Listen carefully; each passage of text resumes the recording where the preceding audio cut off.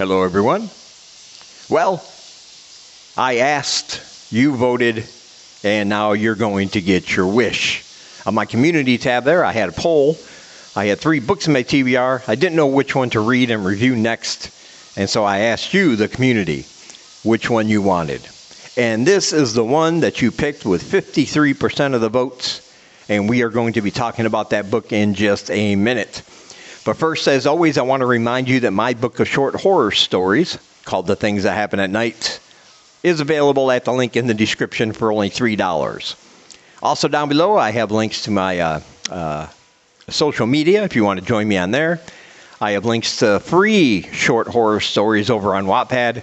And, of course, you can sign up for my newsletter if you want. All right, let's get on with the video.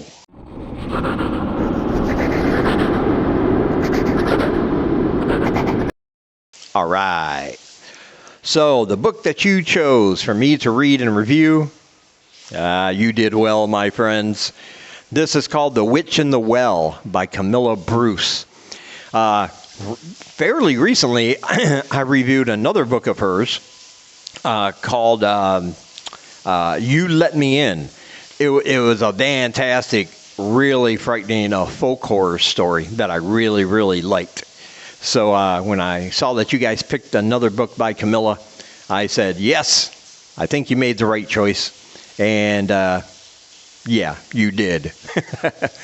The Witch in the Well has a folk horror vibe to it, kind of, but I wouldn't technically put it in that category. But it is based on a Norwegian legend or some kind of Norwegian folklore about a witch in a well. Well, basically, this concerns 3 women. 2 of them are human. One of them has died a long time ago, but she is very much around, as you'll find out. But basically, these 2 women, they were friends when they were younger. One came from a family of wealth, kind of, privilege. The other one was poor, didn't have much of a family life, but they got along just fine. Until the girl who was kind of well off, she kind of took off and never came back to visit her friend, never wrote her friend. And so this other girl at the time felt abandoned and started developing these bad feelings about this girl.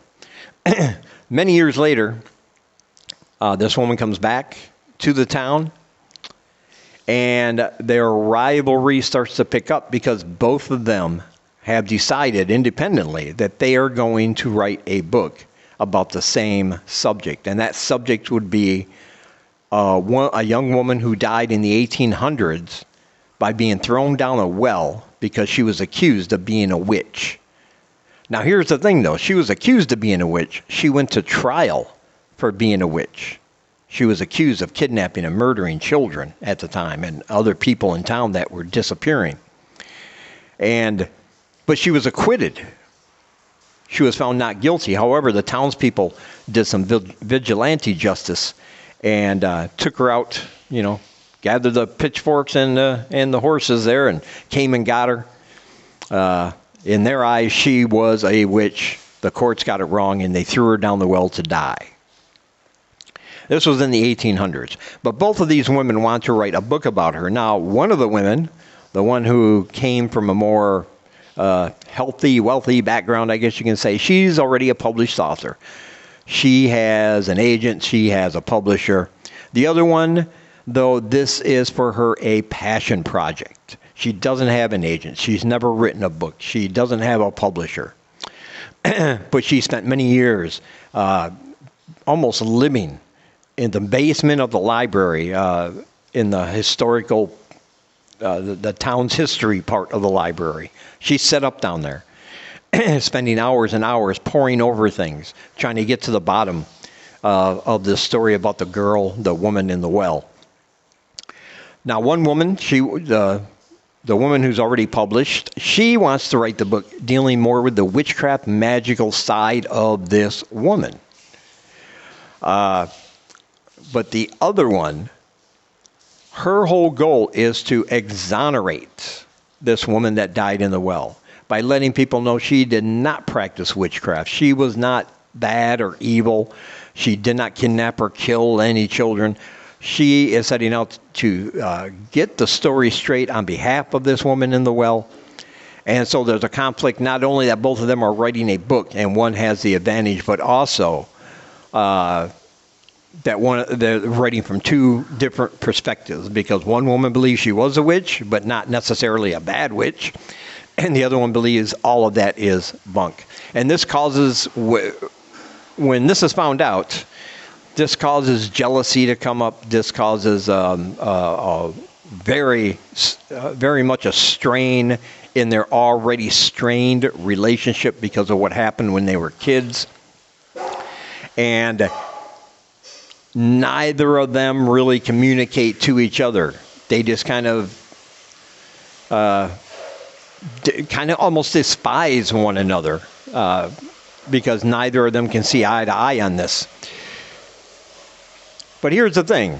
The woman who's writing the book trying to exonerate this woman in the well is accused of killing this other woman. This other woman is dead, but we still hear from her. And that's one thing I love about this book. I love the format. I love the way it's written. It's certainly not for everybody. I've heard people in some reviews complain about the format in which it's written, but I absolutely loved it because we hear from one woman through the woman who's now deceased. We hear her side of the story through her journal entries.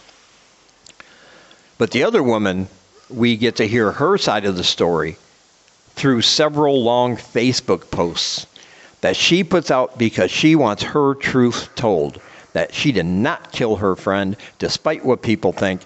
And to her, it's another witch hunt.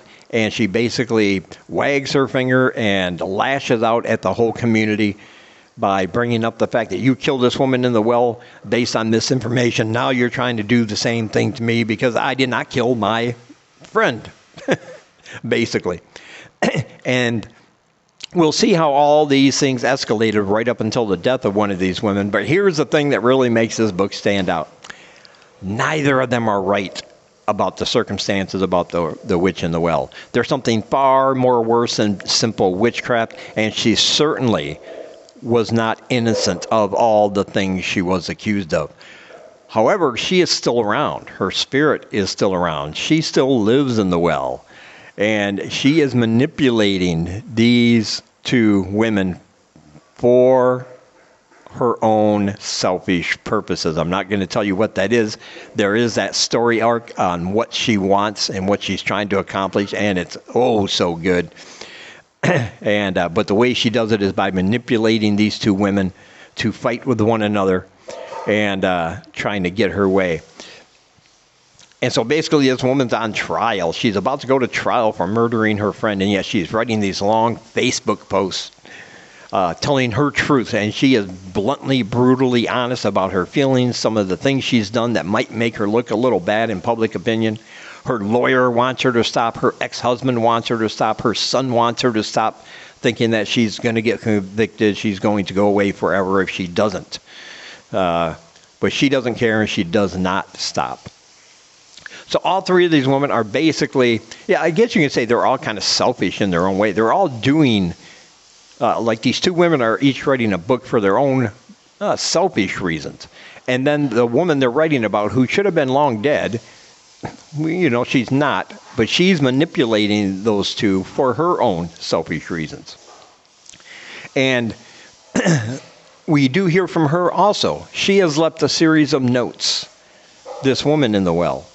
She has left a series of notes that we are privileged to, that we get a chance to read, and she will explain how she got to that place and how it all happened. And like I said, we're going to find out she's not as innocent as either of these other women make her out to believe.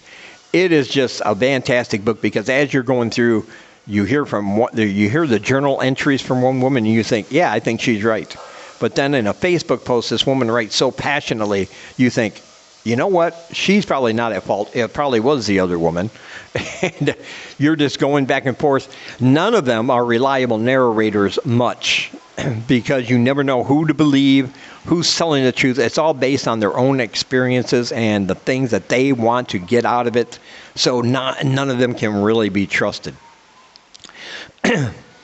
But this book also has an underlying theme, I think, at least this is what I read into it, of how, even on social media today, we tend to jump into arguments about things, and maybe we don't handle it the best way, We accuse other people of being idiots and they're being wrong because we don't agree with their opinion. And this book can show you how out of control that kind of miscommunication can get, and things it can lead to in a worst case scenario. So you will feel a lot of that. Oh yeah, I've seen this kind of argument back and forth before, and nothing good ever comes out of it. I really, really love this book. I love the formatting myself personally.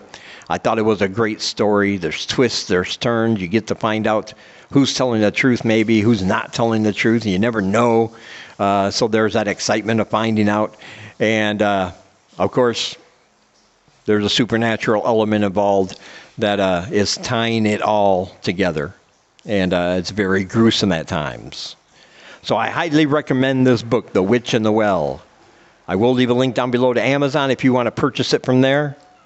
And check out all my stuff down below. Buy my book, sign up for my newsletter, join me on social media, read my free stories on Wattpad and all that good stuff. All right, and as always, thank you for taking some of your time and spending it here with me. I really appreciate you guys watching. And until we meet again, keep reading spooky, my friends.